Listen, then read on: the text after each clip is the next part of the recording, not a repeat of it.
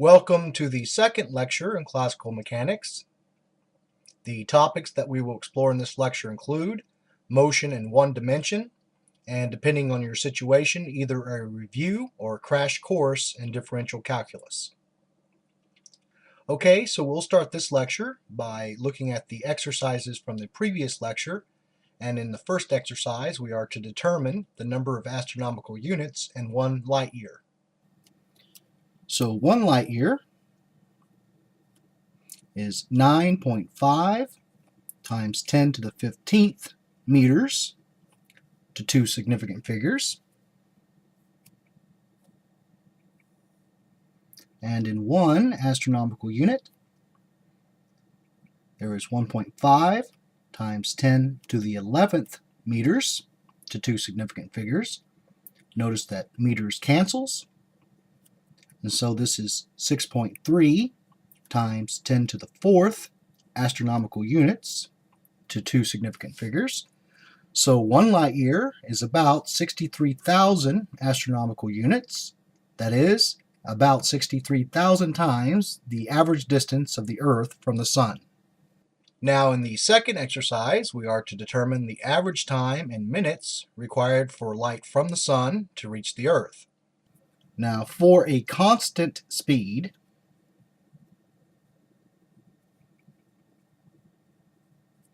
the time required to traverse a given distance is the distance divided by the speed.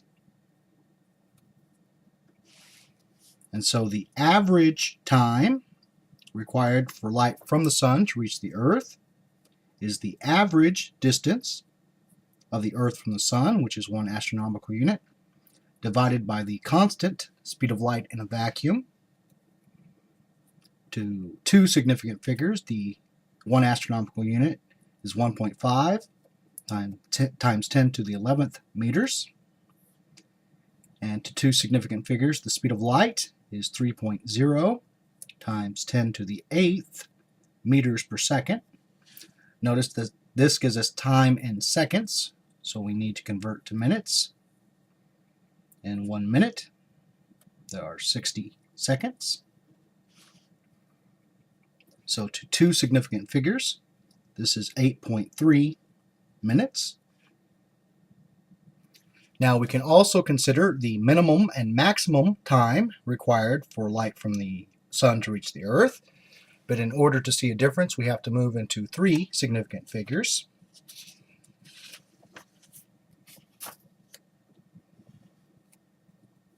The minimum time for light from the Sun to reach the Earth is the perihelion of the Earth divided by the constant speed of light. To 3 significant figures, the perihelion of the Earth is 1.47 times 10 to the 11th meters. And to 3 significant figures, the speed of light in a vacuum is 3.00 times 10 to the 8th meters per second. Again, we need to convert to minutes. In 1 minute, there are 60 seconds. And so to 3 significant figures, this is 8.17 minutes. Now the maximum time required for light from the Sun to reach the Earth is the aphelion of the Earth divided by the constant speed of light. To 3 significant figures, the aphelion of the Earth is 1.52 times 10 to the 11th meters. Again, the speed of light is 3.00 times 10 to the 8th meters per second. And again, we convert to minutes.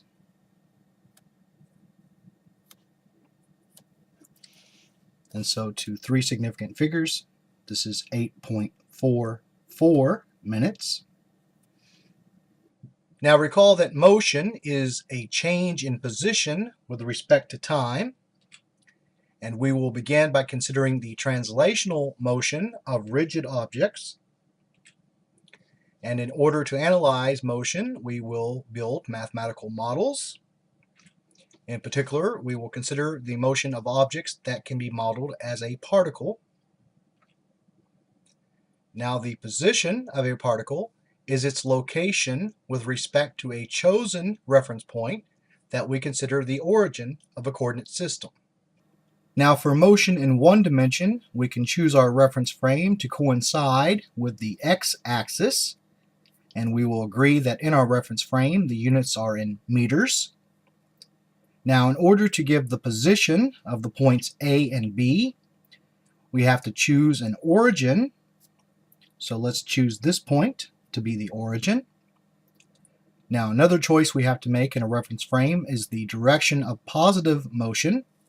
So I will choose for the direction to the right to be the positive direction of motion. And this allows us to establish the coordinates.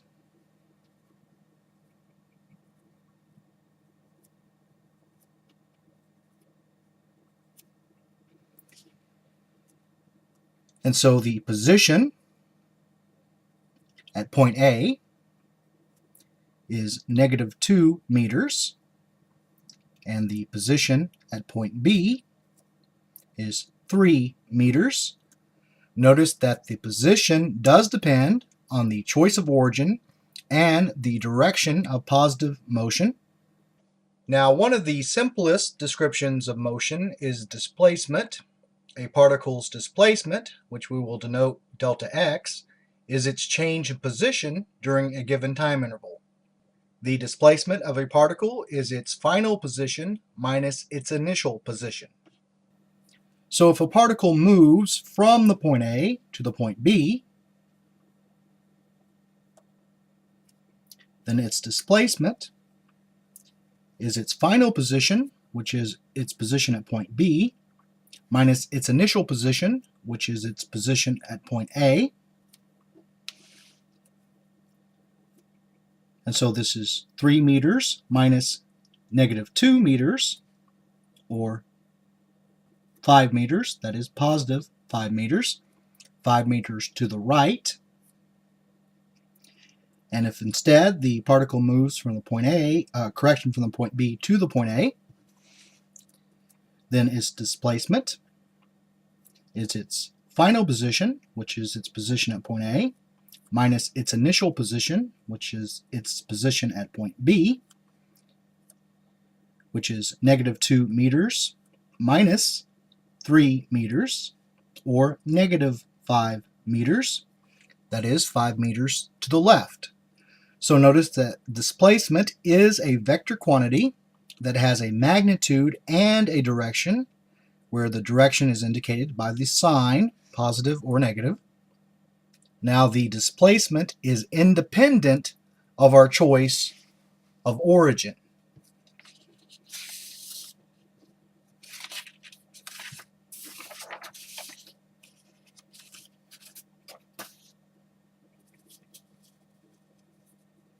So once again, consider the points A and B. This time I will choose for the origin to coincide with the point A. And once again, I will choose for the direction to the right to be the positive direction of motion.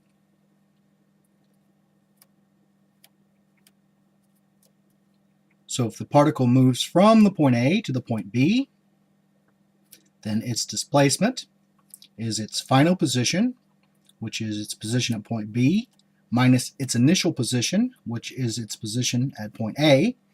Now in this coordinate system, the position at point B is 5 meters, and the position at point A is 0 meters.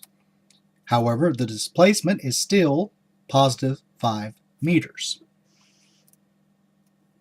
And if instead the particle moves from the point B to the point A, then its displacement is its final position, which is its position at point A, minus its initial position, which is its position at point B. And in this coordinate system, this is 0 meters minus 5 meters, or once again, -5 meters. Now, the distance that a particle moves during a given time interval is the magnitude of its displacement. And for motion in one dimension, the distance is the absolute value of its displacement. Now, whether the object moves from the point A to the point B or from the point B to the point A, the distance that it moves is the same. The distance is the absolute value of its displacement. So the distance is the absolute value of positive 5 meters, and this is the same as the absolute value of negative 5 meters, which is simply 5 meters. Now, we are interested in how a particle's position changes in time. That is, we will regard a particle's position as a function of time. Often, the motion of a particle can be modeled with polynomials. A polynomial in the variable t is a finite sum of the form a sub n times t to the power of n plus a sub n minus 1 times t to the power of n minus 1, and so on, plus a sub 1 times t to the power of 1 plus a sub naught, where each factor, a sub I, is a constant. Now, it is a remarkable fact that a polynomial in the variable t can be regarded as a real-valued function in the natural way. In the sum, we simply replace every occurrence of the variable t with a real number. Then, since each factor, a sub I, is a real number, we have a sum of products of real numbers, which is once again a real number. This is a critical link between algebra and geometry. In fact, the more you study mathematics, the less of a distinction you will make between algebra and geometry. The two branches are linked by the concepts of sets and functions, where those functions can be regarded as transformations. So let's consider the position of a particle given in meters with respect to time given in seconds, where the position of the particle is a function of time given by some polynomial. Now, to see that this is a description of motion in one dimension, it helps to have a thin slit so that we can see only one point at a given time. And as we move through time, we see that the position of the particle changes with respect to time. Now, at any given time, t sub naught, the particle has a position, x sub naught, where x sub naught is the value of the function at the time t sub naught. Now, the average velocity of a particle is the rate of change of its displacement during a given time interval delta t. That is, the average velocity is the displacement of the particle divided by the time interval delta t.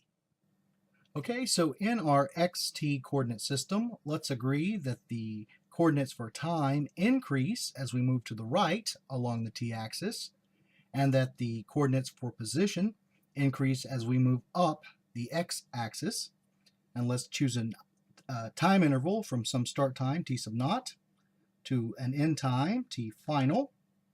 At the time, t sub naught, the particle is at the position x sub naught, and at the time t final, the particle is at the position x final.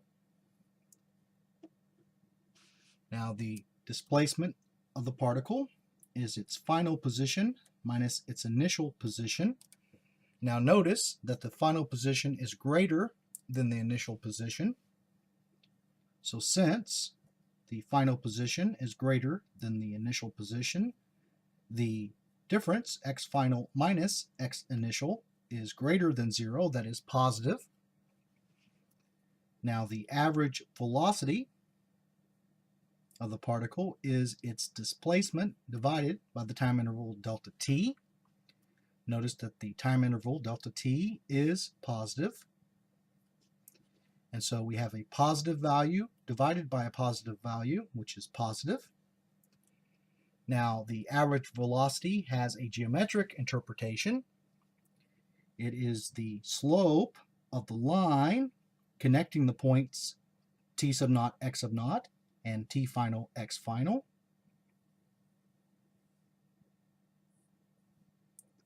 And notice that this is indeed a positive slope.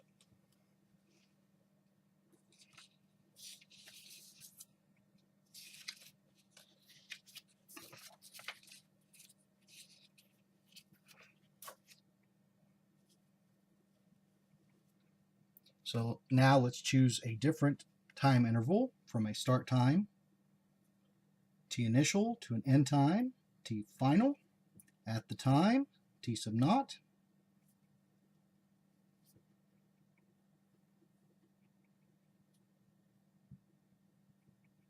The particle has the position x sub naught, and at the time t final, the particle has the position x final. Again, the displacement of the particle is its final position minus its initial position. Now notice that in this case, the final position is less than the initial position. So since the final position is less than the initial position, the difference, x final minus x initial, is less than 0, that is negative. The average velocity of the particle is its displacement divided by the time interval delta t. Again, the time interval delta t is positive. And so we have a negative value divided by a positive value, which is negative. And if we look at the line that connects the 2 points, this line does indeed have a negative slope. So let's look at an example. The position of a particle is given by the function x of t is equal to 1.5 plus 9.4 times t minus 4.9 times t squared, where x is in meters and t is in seconds. Determine the particle's displacement and average velocity during the time interval t initial equals 0 seconds to t final equals 1 second. Okay, so our position function is 1.5 plus 9.4 times t minus 4.9 times t squared. The position at time t equals 0 is 1.5 meters. The position at time t equals 1 second is 1.5 plus 9.4 minus 4.9 meters, which is 10.9 minus 4.9 meters, or 6.0 meters. So the displacement of the particle is its final position minus its initial position, which is 6.0 meters minus 1.5 meters, or 4.5 meters. The time interval is the final time, which is 1 second, minus the initial time, which is 0 seconds, or 1 second. And so the average velocity of the particle during this time interval is its displacement divided by the time interval, which is 4.5 meters divided by 1 second, or 4.5 meters per second. That is, the position of the particle is changing at a rate of 4.5 meters per second in the positive direction during the time interval from 0 to 1 second.